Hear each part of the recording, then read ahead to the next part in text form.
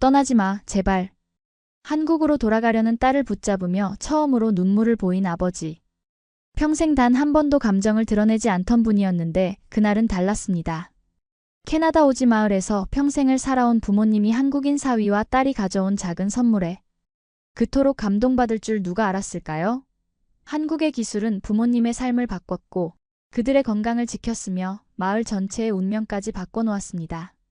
우리는 흔히 한국의 위대함을 말할 때 반도체나 자동차, 케이팝 같은 거창한 것들을 떠올리지만 때로는 온돌이나 김치냉장고 같은 일상 속 기술이 해외에서 더 큰 감동을 전하기도 합니다.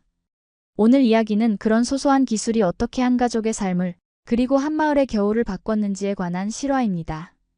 시청해주시는 모든 분들께 감사드립니다. 이 감동적인 여정에 함께해 주시길 바랍니다. 영상이 마음에 드신다면 구독과 좋아요, 그리고 알림 설정 부탁드립니다. 여러분의 응원이 저희에게 큰 힘이 됩니다. 누구에게나 인생은 예상치 못한 방향으로 흘러갑니다. 제 이름은 마리 김, 원래 마리 존슨이었지만 한국인 남편과 결혼하면서 성을 바꿨죠. 캐나다 북부 유콘 준주의 작은 마을 출신입니다. 그곳에서 태어나 자란 저는 영하 40도의 극한 추위가 일상이었죠. 우리 마을 사람들은 그 혹독한 추위 속에서도 나름의 방식으로 살아가는 법을 알고 있었습니다. 대형 벽난로와 두꺼운 이불, 그리고 몸을 붙여 잠드는 가족의 온기로 겨울을 버티곤 했죠. 어느 해 겨울, 대학 교환학생으로 서울에 가게 되었습니다. 처음에는 한국의 겨울이 캐나다보다 따뜻하다는 사실에 안심했지만 곧 다른 종류의 추위를 경험하게 되었죠. 바람이 살을 내는 듯한 한국의 겨울은 분명 캐나다만큼 온도가 낮지는 않았지만 습도가 높아 뼛속까지 추위가 스며드는 느낌이었습니다. 하지만 놀라웠던 건 한국인들이 그 추위를 이겨내는 방식이었습니다. 첫 번째로 제 눈을 사로잡은 것은 온돌이었습니다. 바닥 자체가 따뜻하다니 정말 신기했죠. 캐나다에서는 상상도 할 수 없는 개념이었으니까요. 처음 온돌방에서 자던 날, 이불 속에서 따뜻하게 잠든 기억이 아직도 생생합니다. 바깥은 춥고 바람이 불어도 방 안은 포근했죠. 그리고 더 놀라웠던 건 집 전체가 고르게 따뜻하다는 점이었습니다. 벽난로 근처만 따뜻한 캐나다 집과는 완전히 달랐죠. 그리고 그곳에서 제 인생을 바꾼 사람을 만났습니다. 제 한국어 도우미로 자원한 민석 씨였죠. 처음에는 단순히 외국인 친구를 사귀고 싶어 했던 것 같은데 시간이 지날수록 우리 사이에는 특별한 감정이 싹트기 시작했습니다. 민석 씨는 제게 한국 문화를 소개해 주었고 저는 그에게 캐나다 이야기를 들려주었습니다. 서로 다른 세계에서 온 우리는 매일 새로운 발견을 하며 가까워졌죠. 교환학생 기간이 끝나갈 무렵 우리는 연애 관계로 발전했습니다. 하지만 저는 캐나다로 돌아가야 했고 민석 씨는 한국에서 학업을 마쳐야 했죠. 1년 동안 우리는 화상통화와 이메일로 관계를 유지했습니다. 시차와 거리는 힘들었지만 그만큼 우리의 마음은 단단해졌습니다. 다음 해 여름 민석 씨가 캐나다를 방문했습니다. 처음으로 제 고향과 가족을 만난 날이었죠. 부모님은 처음에 낯선 아시아 청년을 의아하게 바라보셨지만 민석 씨의 진심 어린 태도에 곧 마음을 열어주셨습니다. 특히 아버지는 민석 씨의 부지런함과 예의 바른 모습에 감탄하셨죠. 그날 저녁 어머니가 준비한 특별한 식사 자리에서 민석 씨는 조용히 저에게 청혼했습니다. 작은 반지를 꺼내며 떨리는 목소리로 말이 내 아내가 되어줄래요? 라고 물었죠. 그 순간의 행복감은 말로 표현할 수 없었습니다. 부모님은 놀라셨지만 기쁜 마음으로 축하해 주셨죠. 결혼 후 우리는 캐나다에서 살기로 결정했습니다. 민석 씨는 한국에서의 학업을 마치고 캐나다에서 새로운 시작을 하기로 했죠. 작은 아파트를 임대해 신혼생활을 시작했고 민석 씨는 현지 회사에 취직하며 적응해 나갔습니다. 하지만 캐나다의 겨울은 그에게 큰 시련이었습니다. 아무리 옷을 껴입어도 떨리는 추위, 특히 밤에 차가운 침대에 누워 잠들기가 너무 힘들다고 했죠. 말이 한국에는 이런 문제가 없어요. 바닥이 따뜻해서 어디서든 편하게 잘 수 있거든요. 민석 씨는 종종 한국의 온도를 그리워했습니다. 처음에는 그저 고향에 대한 향수라고 생각했죠. 하지만 결혼 3년 차, 우리 인생에 큰 변화가 찾아왔습니다. 민석 씨가 한국 본사로 발령을 받게 된 것입니다. 승진과 함께 서울 본사에서 일할 기회였죠. 저에게는 큰 결정이었습니다. 고향을 떠나 낯선 나라에서 살아가는 것이 두렵기도 했지만 한편으로는 또 다른 모험을 시작한다는 설렘도 있었습니다. 무엇보다 민석 씨의 행복한 표정을 보니 결정하기 어렵지 않았습니다. 그렇게 우리는 짐을 꾸려 한국으로 향했습니다. 서울에 도착한 우리는 작은 아파트를 구해 새 생활을 시작했습니다. 한국 생활은 예상대로 쉽지 않았습니다. 언어 장벽, 문화적 차이, 낯선 환경. 모든 것이 적응해야 할 대상이었죠. 하지만 온돌바닥은 정말 좋았습니다. 밤새 따뜻하게 잘 수 있다는 것이 얼마나 큰 축복인지 민석 씨의 말을 이해하게 되었습니다. 캐나다를 떠나 한국에 정착하면서 가장 큰 변화는 계절의 느낌이었습니다. 캐나다 북부의 겨울은 길고 혹독했지만 그만큼 여름의 기쁨이 컸습니다. 반면 한국은 사계절이 뚜렷하고 각 계절마다 독특한 아름다움이 있었죠. 봄의 벚꽃, 여름의 소나기, 가을의 단풍, 겨울의 눈. 모두 새로운 경험이었습니다. 처음 서울에 도착했을 때 높게 솟은 아파트 단지들이 낯설게 느껴졌습니다. 캐나다의 넓은 공간과 낮은 건물들에 익숙했던 저에게 서울의 수직적인 도시 풍경은 충격적이었죠. 하지만 곧 그 안에서 또 다른 종류의 아름다움을 발견하게 되었습니다. 밤이면 빛나는 도시의 불빛들, 좁은 골목길에 숨겨진 작은 가게들, 그리고 모든 것이 빠르게 움직이는 역동적인 에너지. 민석 씨의 가족들은 저를 따뜻하게 맞이해 주었습니다. 특히 시어머니는 외국인 며느리가 적응할 수 있도록 많은 노력을 기울이셨죠. 처음에는 언어 장벽 때문에 의사소통이 어려웠지만 시간이 지날수록 우리만의 방식으로 마음을 나누게 되었습니다. 음식을 함께 준비하고 김장을 하고 명절 준비를 하면서 말이죠.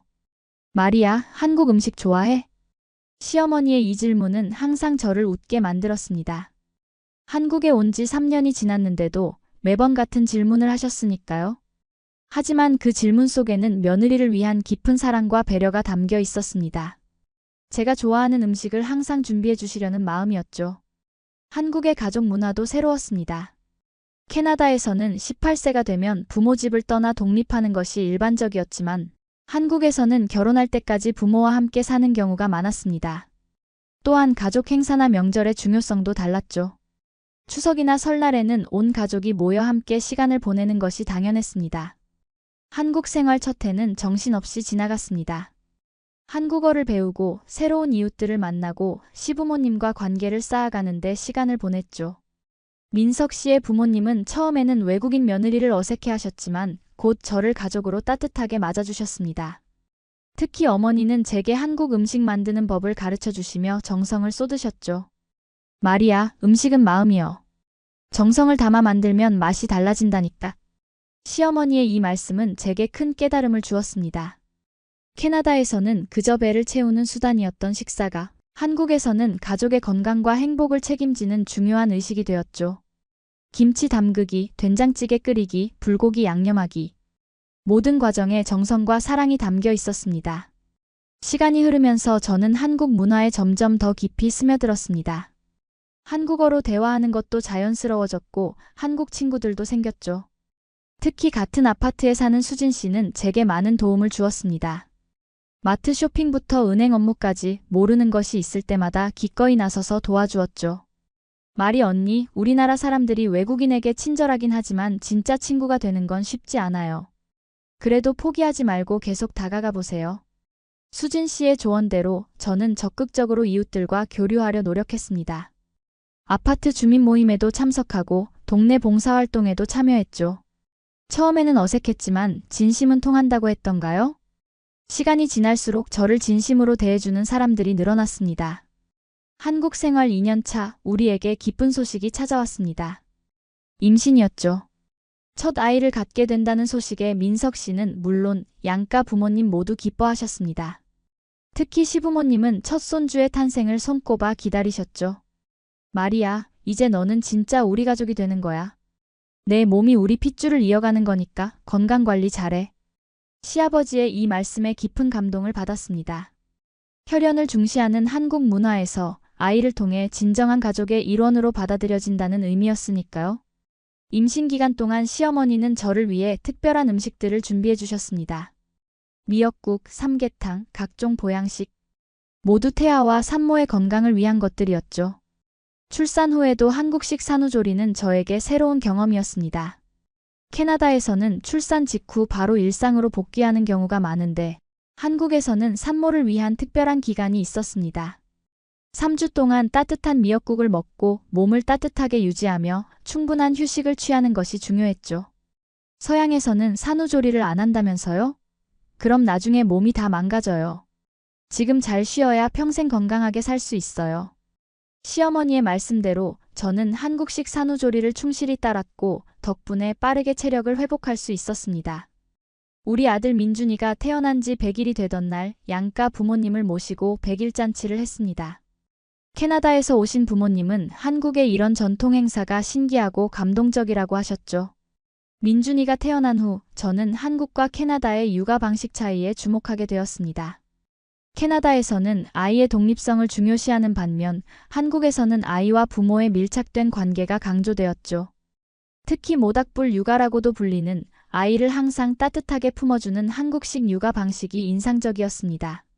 말이야, 아이는 엄마 품에서 자라야 마음이 단단해져. 너무 일찍 떨어뜨리면 정서적으로 불안해질 수 있어. 시어머니의 이 말씀은 처음에는 과보호처럼 느껴졌지만 점차 그 의미를 이해하게 되었습니다. 아이에게 주는 안정감과 사랑이 미래의 정서 발달에 중요한 영향을 미친다는 것을요. 그래서 저는 캐나다식 독립성 강조와 한국식 정서적 지원을 균형 있게 결합한 육아 방식을 찾아갔습니다. 문화적 차이는 음식에서도 두드러졌습니다. 캐나다에서는 간단한 샌드위치나 수프로 점심을 해결하는 경우가 많았지만 한국에서는 매 끼니가 푸짐했습니다. 밥과 국, 그리고 여러 반찬들. 처음에는 이렇게 많은 음식을 매번 준비하는 것이 부담스러웠지만 곧 한국 음식의 균형 잡힌 영양에 감탄하게 되었죠. 밥이 보약이라고 잘 먹어야 건강해요. 시어머니는 항상 이렇게 말씀하셨습니다. 그리고 정말 그랬습니다. 다양한 채소와 발효식품, 적절한 단백질. 한국 식단을 따르면서 저의 건강 상태도 좋아졌고 민준이도 건강하게 자랐습니다. 또 하나 인상적이었던 것은 한국인들의 공동체 의식이었습니다. 아파트 단지에서는 정기적으로 주민 모임이 있었고 서로 돕고 나누는 문화가 자연스러웠습니다. 특히 아이를 키우는 부모들 사이에 연대감이 강했죠. 육아 정보를 공유하고 서로의 아이를 봐주고 함께 놀이터에 가는 등의 활동이 일상이었습니다. 말이 여기서는 아이 하나 키우려면 온 동네가 필요하다는 말이 있어요. 그만큼 서로 도와야 한다는 거죠. 수진 씨의 이 말은 정말 와닿았습니다. 캐나다에서는 개인주의가 강해 육아도 대부분 부모 혼자 책임지는 경우가 많았지만 한국에서는 확장된 가족과 이웃들의 도움이 자연스러웠습니다. 이런 환경 속에서 민준이는 많은 사람들의 사랑을 받으며 자랐고 저 역시 육아의 부담을 덜 수 있었죠. 한국에서의 생활이 안정되어 갈 무렵 캐나다에 계신 부모님 소식이 걱정스럽게 들려왔습니다. 아버지가 심한 관절염으로 고생하신다는 거였죠.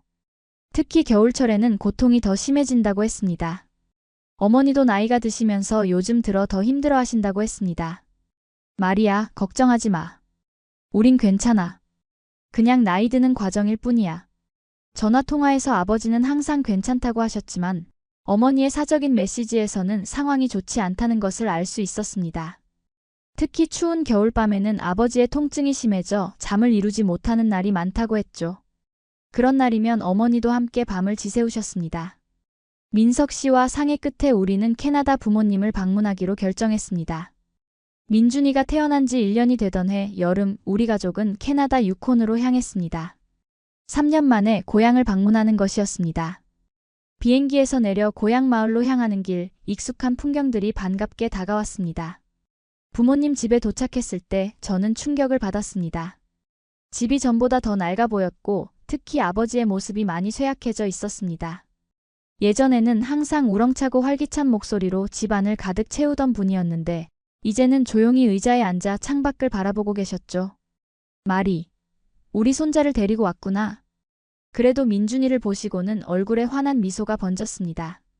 아버지는 떨리는 손으로 민준이를 안아주셨고 어머니는 기쁨의 눈물을 흘리셨습니다.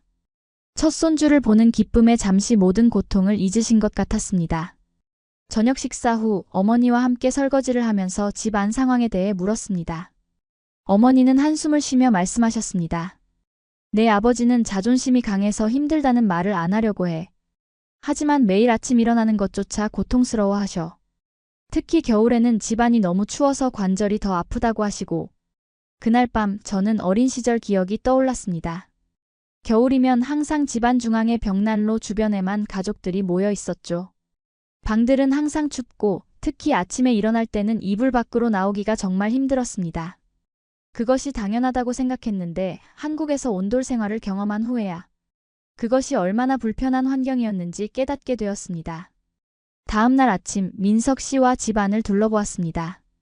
40년 된 낡은 보일러는 제대로 작동하지 않았고 단열재도 거의 없는 상태였습니다. 벽난로 하나로 겨울을 나는 것이 얼마나 힘든지 민석 씨는 즉시 이해했죠. 말이 이런 환경에서 부모님이 건강하게 지내기는 힘들 것 같아요. 특히 관절염이 있으신 아버님은 더 고통스러우실 거예요. 민석 씨의 말에 고개를 끄덕였습니다. 무언가 변화가 필요했습니다. 그날 저녁 우리는 부모님께 제안을 했습니다. 집을 한국식으로 리모델링 하자는 것이었죠. 특히 온돌 시스템을 도입해서 집 전체를 따뜻하게 만들자고 했습니다. 처음에 아버지는 반대하셨습니다. 그런 외국 기술이 여기 북극권 기후에서 무슨 소용이 있겠니? 게다가 비용도 많이 들 텐데. 어머니도 걱정스러운 표정이었습니다. 말이 그건 너무 큰 공사가 될 것 같아. 우리는 이대로도 충분해. 사실 부모님의 반응은 예상했던 것이었습니다. 평생을 같은 방식으로 살아온 분들에게 갑자기 큰 변화를 받아들이라고 하는 것은 쉽지 않은 일이었으니까요. 특히 아버지는 항상 자신만의 방식으로 문제를 해결하는 분이었고 외부의 도움을 받는 것을 꺼리셨습니다. 하지만 저는 이 변화가 얼마나 중요한지 알고 있었습니다. 한국에서 경험한 온돌의 따뜻함이 아버지의 건강에 얼마나 큰 도움이 될지 확신했기 때문이었죠. 그래서 포기하지 않고 계속해서 설득했습니다. 아빠, 이건 단순한 난방 시스템이 아니에요. 수천 년 동안 한국인들이 혹독한 겨울을 이겨온 지혜예요. 바닥 전체가 따뜻해지면 관절 통증도 훨씬 줄어들 거예요. 민석 씨도 도움을 주었습니다. 그는 태블릿으로 온돌 시스템의 원리와 효과에 대한 자료를 보여드리며 설명했죠. 특히 현대식 온돌이 얼마나 에너지 효율적인지, 그리고 장기적으로 보면 난방비 절감 효과도 있다는 점을 강조했습니다. 우리의 지속적인 노력에도 불구하고 부모님은 결정을 내리지 못하셨습니다. 그러다 어느 날 아침 아버지가 심한 관절 통증으로 거의 움직이지 못하는 모습을 보고 어머니가 마음을 바꾸셨습니다. 말이 내 말이 맞는 것 같아. 이대로는 너무 힘들어. 온돌이라고 했나? 그걸 한번 시도해보자. 어머니의 지지를 얻자 아버지도 마지못해 동의하셨습니다. 좋아, 한번 해보자. 하지만 너무 비싸면 안 된다. 그렇게 우리의 온돌 프로젝트는 시작되었습니다. 첫 번째 단계는 적절한 업체를 찾는 것이었습니다. 민석 씨는 한국의 친구들에게 연락해 북미 지역에서 온돌 시스템을 설치한 경험이 있는 업체 정보를 수집했습니다. 다행히 캐나다 밴쿠버에 기반을 둔 한인 건설회사가 유콘 지역까지 서비스를 제공할 수 있다고 했습니다. 업체 대표가 우리 집을 방문해 상황을 점검했습니다.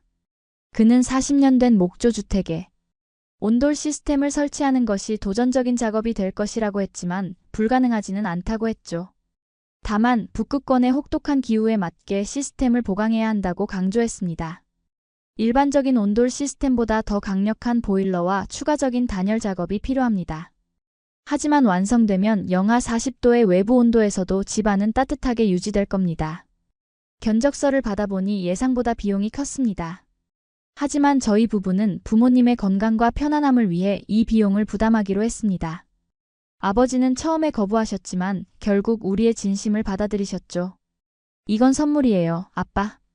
그동안 저희를 위해 해주신 모든 것에 대한 작은 보답이에요. 부모님을 설득하는 데는 시간이 필요했습니다.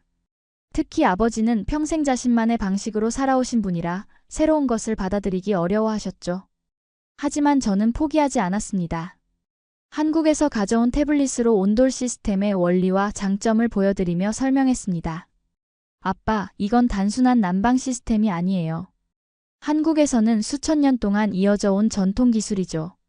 바닥 전체가 따뜻해지기 때문에 집 안 어디에 있어도 편안하게 지낼 수 있어요. 민석 씨도 도움을 주었습니다. 공학 전공자였던 그는 온돌의 효율성과 에너지 절약 효과에 대해 전문적으로 설명해 주었죠. 특히 현대식 온돌 시스템은 전통적인 방식을 개량해 더욱 효율적이라는 점을 강조했습니다.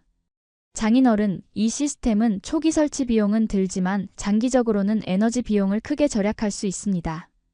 게다가 온 집안이 균일하게 따뜻해져서 건강에도 훨씬 좋습니다. 어느 날 아침 아버지가 심한 관절 통증으로 거의 움직이지 못하는 모습을 보고 나서야 상황이 달라졌습니다. 어머니는 걱정스러운 눈빛으로 저를 바라보셨고 그제서야 아버지도 고개를 끄덕이셨습니다. 좋아, 한번 해보자. 하지만 너무 비싸면 안 된다. 아버지의 허락을 받자마자 우리는 계획을 세웠습니다. 한국에서 전문가와 상담하고 유콘 지역의 건설업체를 찾아 협업 가능성을 타진했습니다. 다행히 한국 회사 중에는 해외 수출 경험이 있는 곳이 있었고 캐나다 현지 업체와 협력해 공사를 진행할 수 있었습니다. 첫 번째로 해야 할 일은 집의 단열 상태를 개선하는 것이었습니다. 아무리 좋은 난방 시스템이라도 단열이 제대로 되어 있지 않으면 효과가 반감되니까요. 벽과 천장, 창문 주변을 모두 새로운 단열재로 보강했습니다. 그리고 낡은 창문들도 이중창으로 교체했죠. 다음으로 바닥 공사가 시작되었습니다.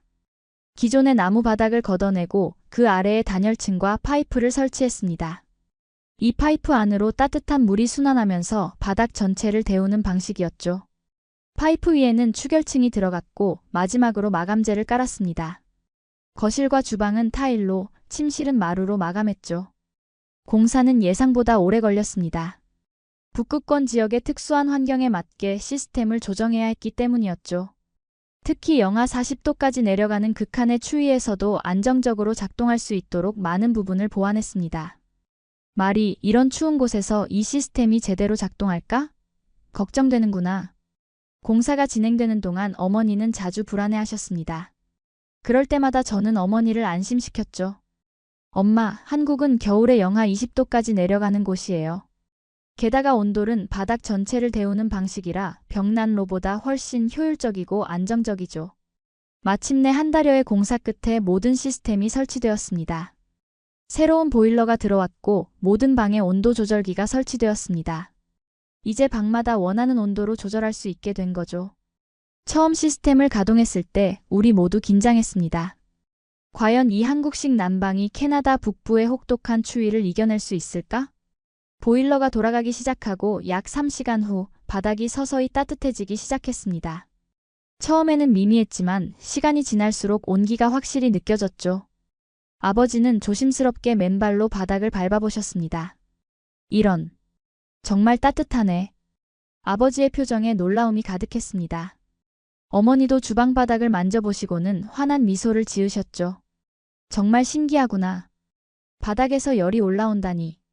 그날 밤 우리 가족은 거실에 모여 앉아 따뜻한 바닥 위에서 오랜만에 편안한 시간을 보냈습니다.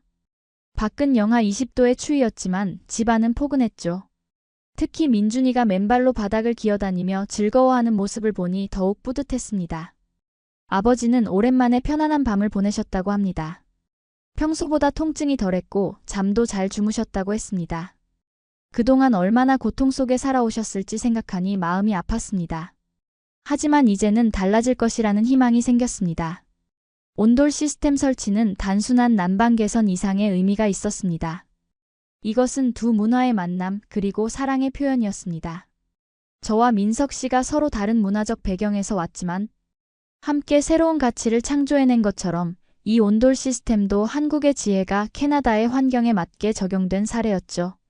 공사가 완료된 후 우리는 이웃들을 초대해 새로운 난방 시스템을 소개하는 작은 파티를 열었습니다. 마을 사람들은 처음에는 의심스러운 눈초리로 바닥 난방을 체험했지만 곧 그 효과에 놀라워했습니다. 이건 정말 혁명적이네요. 우리 집도 이렇게 바꿀 수 있을까요? 마을의 의사인 존슨 박사는 특히 이 시스템에 관심을 보였습니다. 그는 많은 노인 환자들이 추운 겨울철에 관절 통증으로 고생한다며 이런 난방 시스템이 그들의 건강에 도움이 될 것이라고 말했습니다. 우리가 돌아가기 전날 밤 아버지는 처음으로 마음을 열어주셨습니다. 평소에는 감정을 잘 표현하지 않으시는 분이었는데 그날은 달랐습니다. 말이 민석, 고맙다. 처음에는 반대했지만 지금은 정말 감사하게 생각해. 이렇게 따뜻한 집에서 살 수 있다니. 꿈만 같구나. 아버지의 말씀에 우리 모두 눈시울이 붉어졌습니다. 그동안의 노력이 헛되지 않았다는 생각에 가슴이 뭉클했습니다. 우리는 한국으로 돌아가야 했지만 이제 부모님이 따뜻한 집에서 편안하게 지내실 수 있다는 안도감이 들었습니다. 가을이 깊어가면서 유콘의 날씨는 점점 추워졌습니다. 9월 말이면 이미 첫눈이 내리는 이곳에서 우리는 첫 번째 추위를 맞을 준비를 했습니다. 새로 설치한 온돌 시스템의 진가를 확인할 때가 온 것이죠. 말이 정말 이게 효과가 있을까? 여기는 영하 40도까지 내려가는 곳이잖니? 어머니의 걱정은 계속되었습니다. 하지만 저는 확신이 있었습니다. 한국에서 겨울을 보내면서 온돌의 효율성을 직접 경험했으니까요. 10월 초 첫서리가 내린 날 아침. 예전 같으면 집안이 춥고 침대에서 나오기 힘들었을 텐데 이날은 달랐습니다. 방 안이 포근했고 바닥이 따뜻했습니다. 어머니는 놀라운 표정으로 주방을 돌아다니셨습니다. 믿기지가 않는구나.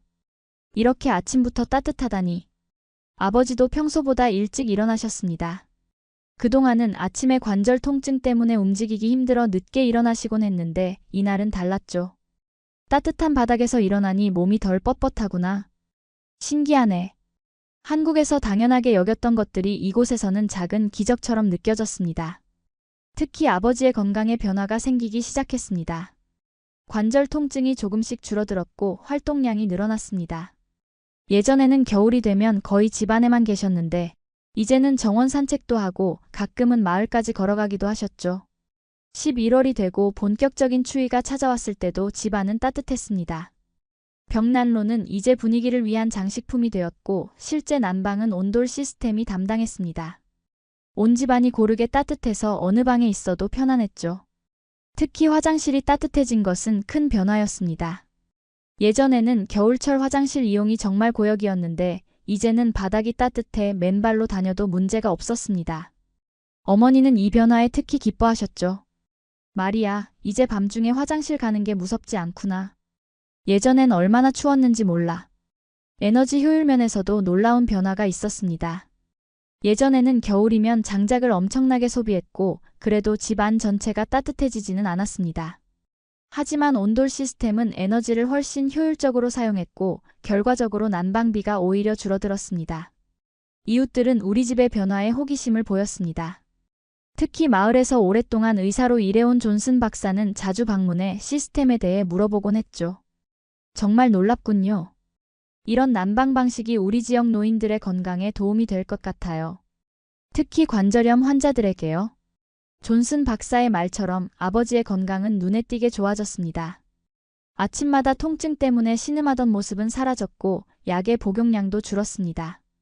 따뜻한 환경이 건강에 이렇게 큰 영향을 미칠 수 있다니 저도 놀라웠습니다. 어느 날 마을의 노인의 모임에서 아버지가 우리 집 난방 시스템에 대해 이야기했다고 합니다. 처음에는 주저하셨지만 여러 노인분들이 관심을 보이자 자세히 설명해 주셨다고 하네요. 특히 관절 통증이 줄어들었다는 이야기는 많은 분들의 관심을 끌었습니다. 존, 정말 통증이 줄어든 거야? 그런 기적 같은 일이 있을까? 그래, 믿기 힘들지만 사실이야. 아침에 일어날 때 더 이상 고통스럽지 않아. 마치 젊었을 때로 돌아간 것 같다니까. 아버지의 이런 경험담은 입소문을 타고 퍼져나갔고 곧 다른 집에서도 온돌 시스템에 대한 문의가 들어오기 시작했습니다. 특히 노인 가구와 어린아이가 있는 가정에서 많은 관심을 보였죠. 겨울이 깊어질수록 온돌 시스템의 장점은 더욱 분명해졌습니다. 12월의 극심한 추위 속에서도 우리 집은 항상 따뜻했고 습도도 적절하게 유지되었습니다. 벽난로를 사용할 때는 공기가 건조해지는 문제가 있었는데 온돌은 그런 문제가 없었죠. 크리스마스 시즌, 우리는 부모님 집에서 가족 모임을 열었습니다. 이웃들과 친척들이 모두 모였는데 모두가 집안의 따뜻함에 놀라워했습니다. 특히 할머니는 처음으로 겨울에 두꺼운 담요 없이 편안하게 앉아 계실 수 있다고 좋아하셨죠. 말이, 이런 좋은 것을 왜 진작에 알려주지 않았니? 이렇게 따뜻한 집에서 살 수 있다니 정말 축복이구나. 할머니의 말씀에 모두가 웃었지만 그 말에는 진심이 담겨 있었습니다. 오랫동안 당연하게 여겨왔던 불편함이 사실은 필요하지 않았던 것임을 이제야 깨닫게 된 것이었죠. 그 겨울 부모님은 예년보다 훨씬 건강하게 지내셨습니다. 감기에 걸리는 횟수도 줄었고 특히 아버지의 관절 통증은 현저히 감소했습니다. 어머니도 집안일을 하시는데 훨씬 편안함을 느끼셨고 덕분에 더 많은 취미 활동을 즐기실 수 있게 되었죠. 마리아, 이제는 추위 때문에 손가락이 아파서 뜨개질을 못하는 일이 없어졌단다. 요즘은 매일 뜨개질을 하고 있어. 어머니가 자랑스럽게 보여주신 뜨개 작품들은 정말 아름다웠습니다. 온돌 시스템 덕분에 어머니의 취미 생활이 더욱 풍요로워진 것이었죠. 2월 유콘 지역에 극심한 한파가 찾아왔습니다. 기온이 영하 45도까지 떨어지는 날도 있었죠. 그런 날에도 우리 집은 따뜻함을 유지했습니다. 반면 다른 많은 가정들은 난방 시스템의 과부하로 어려움을 겪었다고 합니다. 존슨 박사는 그 시기에 동상과 저체온증 환자가 많이 발생했지만 온돌 시스템을 설치한 우리 집은 안전하게 지낼 수 있었다며 놀라워했습니다. 이건 단순한 편안함의 문제가 아니라 생명과 직결된 문제예요. 특히 노인과 어린이들에게는 더욱 그렇죠. 그의 말처럼 온돌 시스템은 단순한 난방 이상의 의미가 있었습니다. 그것은 건강과 생명을 지키는 중요한 요소였죠. 특히 북극권과 같이 극한의 환경에서는 더욱 그랬습니다. 봄이 오고 눈이 녹기 시작할 때쯤 우리는 한국으로 돌아갈 준비를 했습니다. 부모님을 두고 떠나는 것이 걱정되었지만 이제는 예전과 달리 안심할 수 있었습니다. 온돌 시스템 덕분에 부모님이 따뜻하고 건강하게 지내실 수 있을 것이라고 믿었기 때문이었죠. 걱정 말고 가렴. 우린 이제 정말 편안하게 지낼 수 있어. 너희가 이런 선물을 줘서 정말 고맙다. 아버지의 따뜻한 말씀에 마음이 놓였습니다. 이별은 언제나 아쉬웠지만 이번에는 그 아쉬움 속에도 안도감이 함께했습니다. 그리고 무엇보다 저희가 떠난 후에도 부모님을 따뜻하게 감싸줄 온돌의 온기가 있었으니까요. 새로운 난방 시스템의 소문은 마을 전체에 퍼져나갔습니다. 처음에는 이상한 동양 기술이라며 의심의 눈초리를 보내던 이웃들도 우리 집을 방문한 후에는 생각이 달라졌습니다. 특히 겨울이 본격화되면서 그 차이는 더욱 뚜렷해졌죠. 마을의회 회장인 마이크 윌슨은 어느 날 아버지를 찾아왔습니다. 그는 오랫동안 이 지역의 주택 개선 프로젝트를 담당해왔죠. 존, 당신 집의 그 새로운 난방. 정말 효과가 있나요? 우리 마을의 다른 집들에도 적용할 수 있을까요? 아버지는 자랑스러운 표정으로 대답하셨습니다. 마이크, 정말 놀라운 시스템이야. 우리 집이 이렇게 따뜻했던 적이 없었어. 게다가 에너지 소비도 줄었고. 마이크는 깊은 관심을 보였고 민석 씨에게 시스템의 세부 사항에 대해 물었습니다. 두 사람은 거실에서 오랜 시간 대화를 나눴고 마이크는 메모를 하며 진지하게 경청했죠. 며칠 후 마을의회에서 특별회의가 소집되었습니다. 주제는 북극권 주택의 에너지 효율성 향상이었습니다. 민석 씨와 저는 특별 초청을 받아 참석했고 온돌 시스템에 대한 프레젠테이션을 진행했습니다. 많은 주민들이 관심을 보였고 질문도 이어졌죠. 이 시스템은 우리처럼 전기가 불안정한 지역에서도 작동할 수 있나요? 설치 비용은 얼마나 되나요? 일반 가정에서도 감당할 수 있는 수준인가요? 유지 관리는 어떻게 하나요? 전문가가 필요한가요? 민석 씨는 모든 질문에 차분하게 답변했습니다. 특히 이 시스템이 태양광 패널과 같은 재생에너지와 결합했을 때의 장점에 대해 설명했죠. 유콘 지역은 겨울에 해가 짧지만 그만큼 여름에는 긴 일조 시간을 활용할 수 있었습니다. 회의가 끝난 후 마을의 몇몇 가정에서 시범 설치를 진행하기로 결정되었습니다. 특히 노인 가구와 어린 자녀가 있는 가정을 우선으로 했죠. 캐나다 정부의 에너지 효율 개선 보조금을 활용하면 설치 비용 부담도 크게 줄일 수 있었습니다. 첫 번째 시범 가정은 83세 노인 마사 할머니의 집이었습니다. 홀로 사시는 마사 할머니는 매년 겨울이 두렵다고 하셨죠. 난방비 부담도 컸고 추위로 인한 건강 악화도 걱정이었습니다. 마사 할머니의 집 공사는 우리 집보다 빠르게 진행되었습니다. 이미 한 번의 경험이 있었고 현지 업체도 노하우를 쌓았기 때문이었죠. 공사가 끝나고 첫 가동을 했을 때 마사 할머니는 감격에 눈물을 흘리셨습니다. 이렇게 따뜻한 집에서 살게 될 줄은 몰랐어요. 이제 겨울이 두렵지 않네요. 마사 할머니의 집을 시작으로 마을의 다른 가정들도 하나둘 온돌 시스템을 도입하기 시작했습니다. 지역 건설업체는 한국 기업과 파트너십을 맺고 설치 기술을 습득했죠. 초기에는 한국에서 전문가가 와서 지도했지만 점차 현지 기술자들이 독자적으로 설치할 수 있게 되었습니다. 특히 놀라웠던 것은 이 시스템이 지역 사회의 건강에 미치는 영향이었습니다. 마을의 의사인 존슨 박사는 다음과 같이 보고했습니다. 온돌 시스템을 설치한 가정의 노인들은 관절 통증 호소가 감소했고 호흡기 질환도 줄어들었습니다. 어린이들의 경우 감기 발생률이 눈에 띄게 낮아졌죠. 또 하나 주목할 만한 변화는 공동체 의식의 강화였습니다. 온돌 시스템 설치를 위해 이웃들이 서로 도우며 협력하는 모습이 자주 보였죠. 특히 젊은 세대들이 노인 가구의 설치를 돕는 자원봉사 활동이 활발해졌습니다.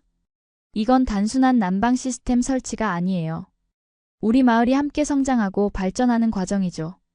마이크 윌슨의 이 말은 정확했습니다. 온돌 프로젝트는 마을 전체에 새로운 활기를 불어넣었고 공동체 의식을 강화하는 계기가 되었습니다.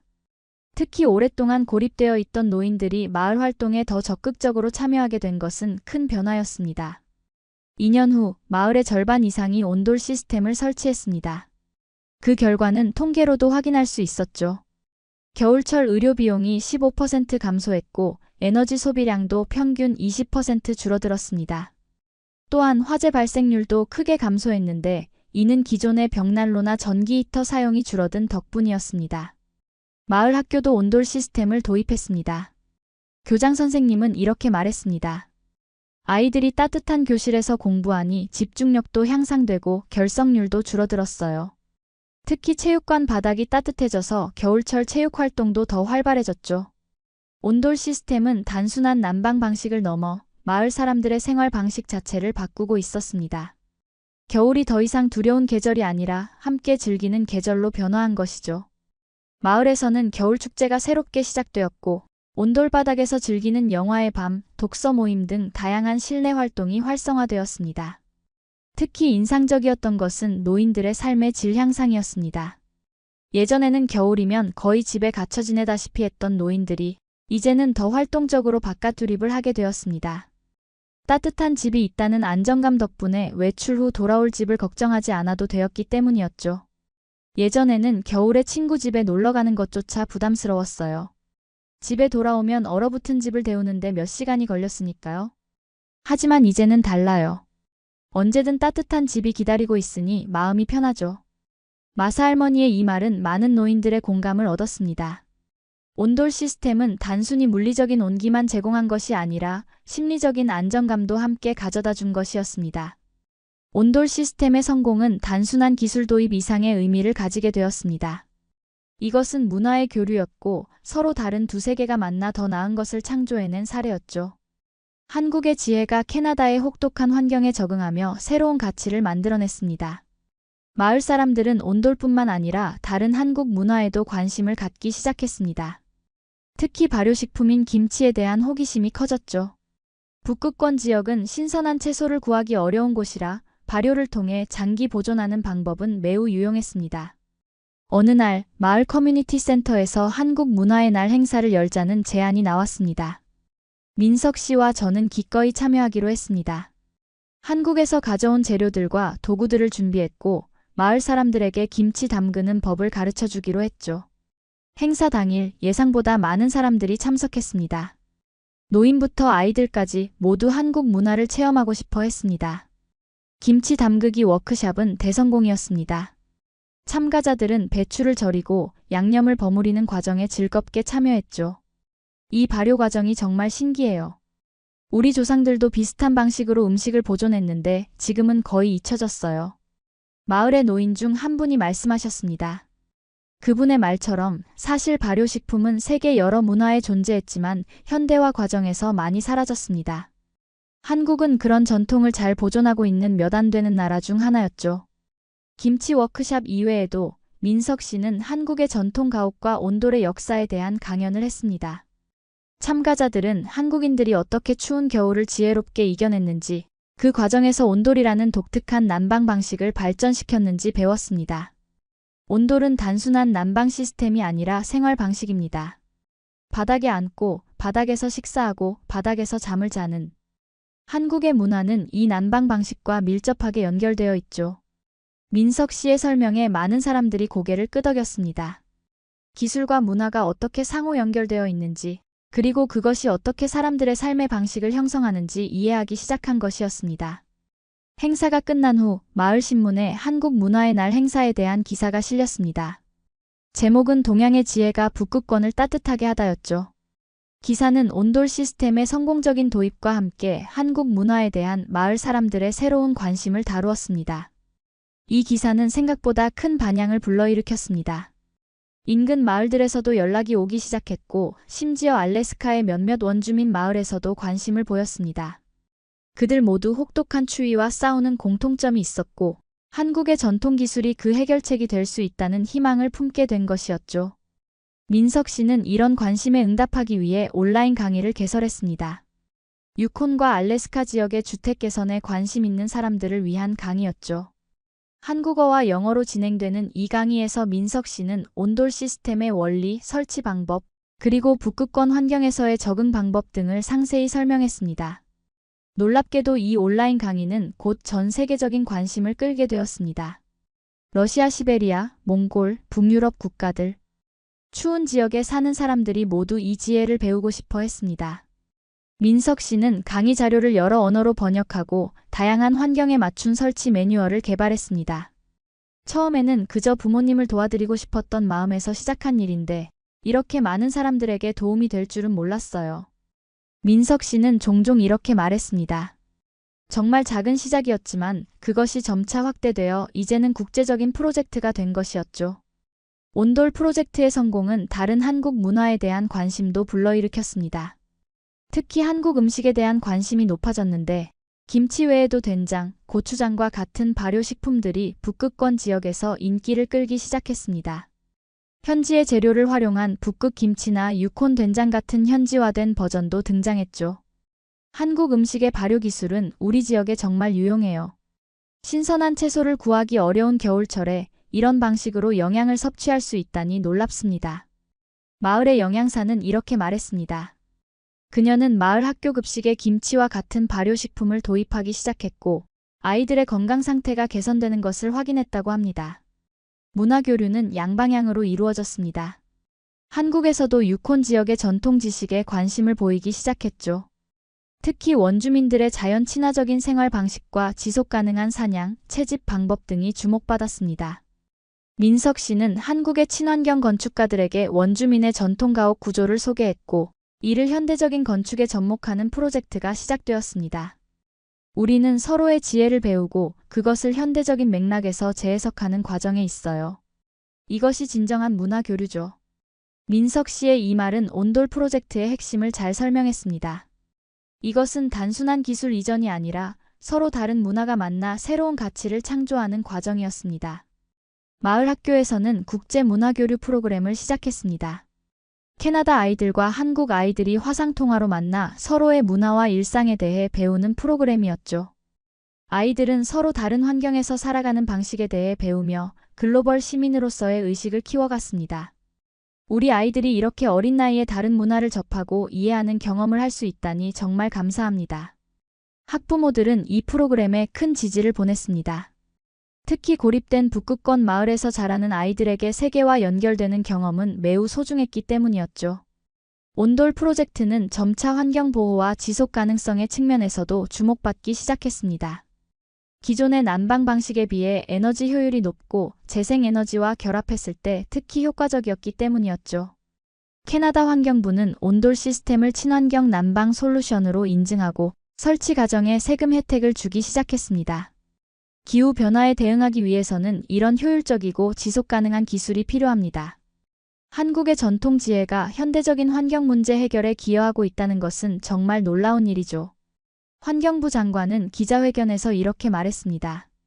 그의 말처럼 수천 년 전 한국에서 시작된 온돌 기술이 현대 사회의 지속 가능성 문제를 해결하는 데 도움을 주고 있다는 사실은 많은 사람들에게 영감을 주었습니다. 이런 성공에 힘입어 민석 씨는 북극권 지속가능 주거 연구소를 설립했습니다.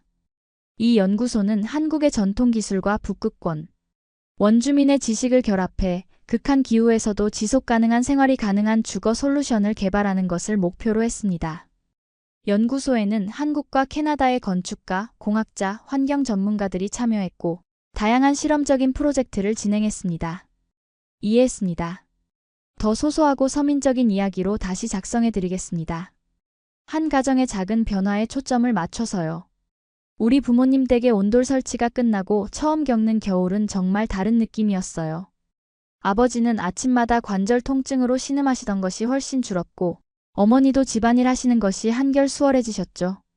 마리아, 이렇게 바닥이 따뜻하니까 아침에 일어나는 게 전혀 고통스럽지 않구나. 정말 신기해. 아버지의 말씀에 저는 마음이 뭉클했어요. 사실 온돌을 설치하자고 했을 때 많이 망설이셨잖아요. 그런데 이렇게 좋은 변화가 생기니 정말 다행이었죠. 옆집에 사시는 토머스 할아버지가 어느 날 우리 집에 놀러 오셨어요. 아버지와 오랜 친구인 토머스 할아버지도 저희 아버지처럼 관절염으로 고생하고 계셨거든요. 존, 집이 정말 따뜻하구만. 특히 바닥이. 이게 그 한국 난방이라는 거야? 토머스 할아버지는 맨발로 바닥을 걸어보시고는 놀라워하셨어요. 아버지는 자랑스럽게 온돌 시스템에 대해 설명해 주셨죠. 그래, 마리와 민석이가 설치해 준 거야. 바닥 전체가 따뜻해서 어디 있어도 편하네. 특히 내 관절에는 정말 좋더라고. 그날 이후 토머스 할아버지는 자주 우리 집을 방문하셨어요.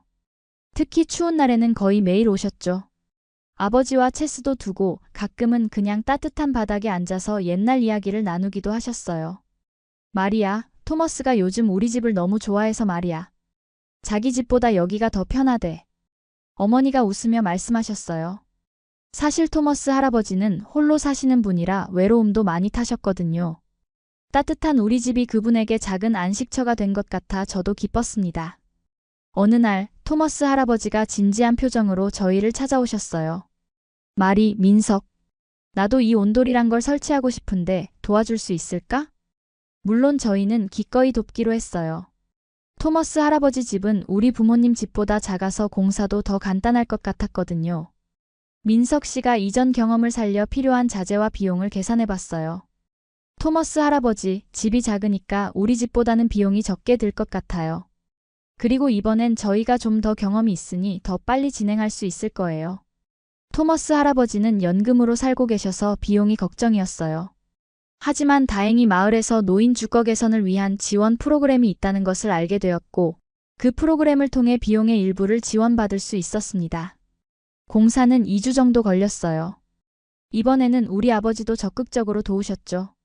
경험이 있으시니 자신감도 생기셨나 봐요. 토머스 할아버지 집 바닥을 뜯고 단열재를 깔고 파이프를 설치하는 과정에서 아버지와 민석 씨가 호흡을 잘 맞추는 모습이 보기 좋았어요. 이렇게 직접 손으로 일하니 관절도 덜 아픈 것 같아. 활동을 하는 게 오히려 좋은가 봐. 아버지가 말씀하셨어요. 사실 예전에는 추운 겨울에 밖에 나가는 것조차 힘들어 하셨는데 이제는 활동량이 늘어나니 건강도 더 좋아지신 것 같았어요. 드디어 토머스 할아버지 집의 온돌 시스템이 완성되었어요. 처음 가동했을 때 할아버지의 얼굴에 번진 미소는 정말 보기 좋았습니다. 이렇게 따뜻한 집에서 살게 될 줄은 꿈에도 몰랐어. 고맙구나, 정말 고마워. 토머스 할아버지는 감격스러워 하셨어요. 그분은 평생 혼자서 사셨는데 이제 따뜻한 집에서 편안한 노후를 보낼 수 있게 된 거죠. 그날 저녁 토머스 할아버지는 저희 가족과 부모님을 초대해 작은 파티를 열었어요. 따뜻한 바닥에 앉아 함께 식사하며 이야기를 나눴죠. 할아버지는 젊은 시절 이야기부터 마을의 역사까지 많은 이야기를 들려주셨어요. 마리아, 네가 한국으로 시집 가더니 이렇게 좋은 것을 가져왔구나. 다른 나라의 좋은 점을 배우는 건 정말 중요한 일이야. 토머스 할아버지의 말씀에 저는 따뜻함을 느꼈어요. 사실 처음 한국에 갔을 때는 많이 낯설고 어색했거든요. 하지만 그곳에서 배운 것들이 이렇게 고향 사람들에게도 도움이 된다니 정말 기뻤습니다. 그 이후로 저희 부모님과 토머스 할아버지는 더 자주 교류하게 되었어요. 특히 추운 겨울날이면 서로의 집을 오가며 따뜻한 시간을 보내셨죠. 때로는 마을의 다른 노인분들도 초대해 작은 모임을 갖기도 했어요. 마리아, 이 온돌 덕분에 우리 집이 마을의 작은 사랑방이 된 것 같아. 다들 추울 때 여기로 모여. 어머니가 웃으며 말씀하셨어요. 예전에는 겨울이면 각자 집에 갇혀 지내다시피 했는데 이제는 서로 왕래하며 외로움도 덜고 정을 나눌 수 있게 된 거죠. 토머스 할아버지 집의 온돌 설치 소식은 곧 마을에 퍼졌어요. 특히 노인분들 사이에서 관심이 많았죠. 마을에는 저희 부모님 또래의 노인분들이 많이 살고 계셨거든요. 말이 제니 할머니가 너희 온돌 시스템에 관심이 많으시대. 다음 주에 우리 집에 놀러 오신대. 어머니가 전화로 알려주셨어요. 제니 할머니는 마을에서 손뜨개 모임을 이끄시는 분이었는데 류마티스 관절염으로 많이 고생하고 계셨죠. 다음 주에 저희 가족은 캐나다로 잠시 휴가를 갔어요. 제니 할머니가 방문하신다는 날에 맞춰서요. 할머니는 온돌 바닥을 직접 체험해 보시고는 정말 좋아하셨어요. 이렇게 따뜻한 바닥에 앉아서 뜨개질을 할 수 있다니. 내 손가락이 덜 아프네. 제니 할머니의 말씀에 어머니도 기뻐하셨어요. 사실 어머니도 뜨개질을 좋아하셨는데 추운 겨울에는 손가락 관절이 아파서 못하셨거든요. 이제는 따뜻한 바닥에서 함께 취미를 즐길 수 있게 된 거죠. 제니 할머니는 자신의 집에도 온돌을 설치하고 싶어 하셨지만 경제적으로 여유가 없으셨어요. 그래서 저희 가족과 부모님은 조금 다른 방법을 생각해냈습니다. 할머니 거실만이라도 온돌로 바꿔드리면 어떨까요? 전체 집이 아니라 자주 사용하는 공간만이라도요. 민석 씨의 제안에 모두가 고개를 끄덕였어요. 부분적으로 설치하면 비용도 많이 줄일 수 있었고, 할머니께서 가장 많은 시간을 보내는 공간이 따뜻해지면 삶의 질도 크게 향상될 테니까요. 주변 사람들의 도움으로 제니 할머니 집 거실에 작은 온돌 공간을 마련해드렸어요. 토머스 할아버지도 힘을 보태주셨고 아버지도 열심히 도우셨죠. 이제는 온돌 설치에 꽤 익숙해지셔서 작업도 훨씬 수월했어요. 마리아, 이제 나도 온돌 전문가가 된 것 같아. 다음에 또 누가 설치한다면 내가 주도적으로 할 수 있을 것 같아. 아버지가 자랑스럽게 말씀하셨어요. 새로운 기술을 배우고 적용하는 과정에서 아버지의 자신감도 많이 올라간 것 같았어요. 제니 할머니의 거실이 완성되자 할머니는 손뜨개 모임을 자신의 집으로 옮기셨어요. 마을의 여러 할머니들이 따뜻한 온돌방에 모여 뜨개질도 하고 이야기도 나누는 모습이 정겨웠습니다. 마리, 너희가 가져온 이 온돌 덕분에 우리 노인들의 겨울이 훨씬 따뜻해졌어. 몸도 마음도 말이야. 제니 할머니의 말씀에 가슴이 따뜻해졌어요. 한국에서 평범하게 여겨지던 온돌이 이곳에서는 이렇게 큰 변화를 가져오다니 신기했습니다. 겨울이 깊어질수록 온돌의 효과는 더 분명하게 나타났어요. 특히 건강면에서요. 마을 의사인 존슨 박사는 온돌 바닥이 있는 집에 사는 노인들의 건강 상태가 눈에 띄게 좋아졌다고 말했어요. 따뜻한 환경이 관절염 환자들에게 얼마나 중요한지 이번 겨울에 확실히 알게 됐어요. 특히 바닥 난방은 정말 효과적이더군요. 존슨 박사의 말에 저희도 기뻤어요. 의학적으로도 효과가 입증된 셈이니까요. 온돌방은 점점 마을의 작은 문화공간으로 자리 잡았어요.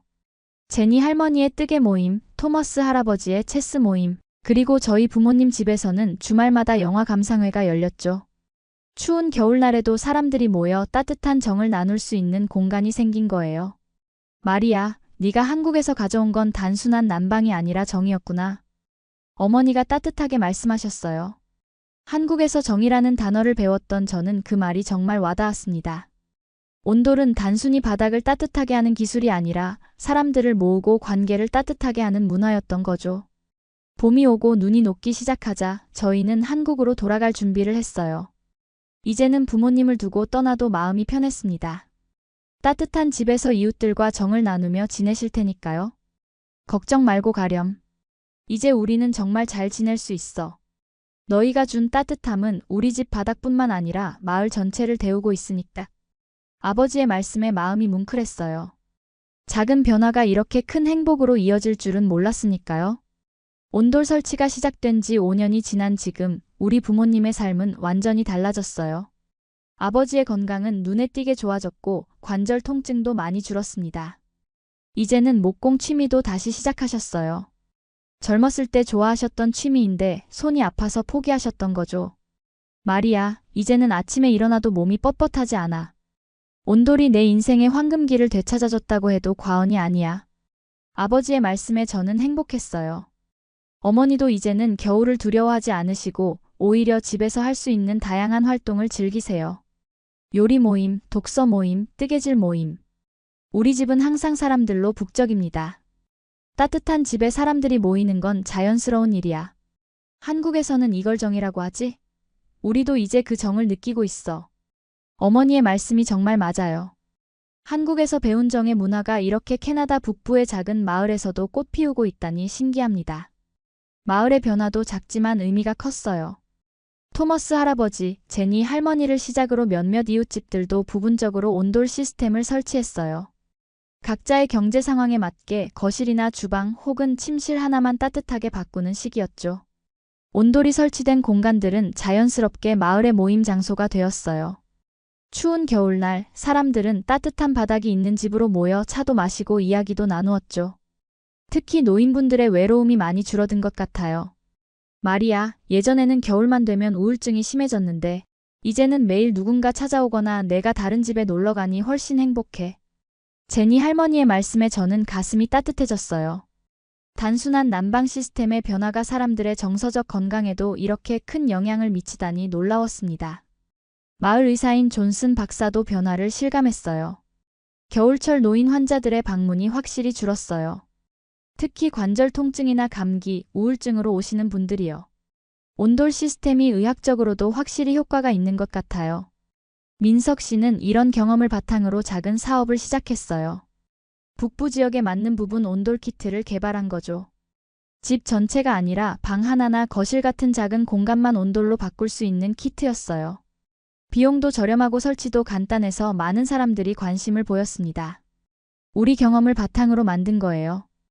북극권의 추운 환경에서도 잘 작동하도록 특별히 설계했죠. 민석 씨의 작은 사업은 차근차근 성장했어요. 처음에는 주변 마을에만 공급했는데 입소문을 타고 점점 더 멀리까지 알려지게 되었죠. 특히 노인들이 많이 사는 지역에서 인기가 좋았어요. 우리 부모님은 이제 온돌의 열렬한 팬이 되셨어요. 처음에는 반대하셨던 아버지가 이제는 이웃들에게 온돌의 장점을 설명해주는 홍보대사가 되셨죠. 온돌은 단순한 난방이 아니야. 이건 생활 방식이지. 바닥이 따뜻하면 마음도 따뜻해진다니까. 아버지의 말씀에 우리 모두 웃었지만 그 말이 정말 맞다고 생각해요. 온돌은 단순한 기술이 아니라 삶의 방식, 문화의 한 부분이니까요. 가장 행복한 변화는 가족의 유대감이 더욱 깊어진 거예요. 저희 부부와 아이들은 매년 크리스마스 시즌에 부모님 댁을 방문하는데 이제는 그 시간이 더욱 특별해졌어요. 온 가족이 따뜻한 바닥에 둘러앉아 게임도 하고 이야기도 나누고 함께 쿠키도 굽고 추운 겨울이지만 마음만은 따뜻하게 보내는 거죠. 마리아, 네가 한국으로 시집갔을 때 많이 걱정했었는데 이제 보니 오히려 고마운 일이었어. 네가 한국에서 배운 좋은 것들을 우리에게도 나눠주니까. 어머니의 말씀에 저는 눈물이 났어요. 사실 처음 한국에 갔을 땐 낯설고 적응하기 힘들었거든요. 하지만 그곳에서 배운 것들이 이렇게 고향에도 좋은 변화를 가져오게 될 줄은 몰랐습니다. 민석 씨는 항상 이렇게 말해요. 문화의 좋은 점들은 서로 나누고 배우는 거예요. 한국의 온돌, 캐나다의 통나무집, 둘 다 각자의 환경에 맞게 발전한 지혜죠. 그의 말처럼 우리 가족은 두 문화의 장점을 모두 누리고 있어요. 한국의 따뜻함과 캐나다의 넉넉함이 조화를 이루며 우리만의 새로운 삶의 방식을 만들어가고 있죠. 5년 전 단지 부모님을 위한 작은 변화로 시작된 일이 이렇게 많은 사람들에게 따뜻한 변화를 가져다 줄 줄은 정말 몰랐어요. 온돌이라는 작은 씨앗이 캐나다의 추운 땅에서도 잘 자라나 이제는 많은 사람들에게 따뜻함을 전하고 있네요. 마리아, 네가 가져온 온기는 집 바닥뿐만 아니라 우리 마음까지 데우고 있어. 아버지의 이 말씀이 저에게는 가장 큰 선물입니다. 서로 다른 문화의 좋은 점들이 만나 새로운 행복을 만들어낼 수 있다는 걸 보여주는 우리 가족의 작은 이야기가 다른 이들에게도 작은 영감이 되면 좋겠습니다. 이 추운 겨울 여러분의 집과 마음도 따뜻하기를 바랍니다. 구독과 좋아요, 알림 설정 부탁드립니다. 더 많은 따뜻한 이야기로 찾아뵙겠습니다. 감사합니다.